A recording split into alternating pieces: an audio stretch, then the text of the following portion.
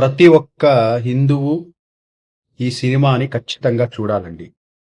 ఆ సినిమా పేరే అఖండ తాండవం 2. చాలా మంచి సినిమా, అద్భుతంగా తీశారు. బోయపాటి శ్రీను గారు, బాలకృష్ణ గారు కాంబినేషన్తో ఈ మూవీ వచ్చింది. నేను కూడా చూశానండి. నాకు ఈ సినిమాలో నచ్చిన 3 అంశాలు చాలా చక్కగా చెప్తాను, వినండి. మొట్టమొదటి అంశం భగవంతుని యొక్క తత్వం. చాలా ఉదాహరణతో చక్కగా ఈ సినిమాలో వివరించారు.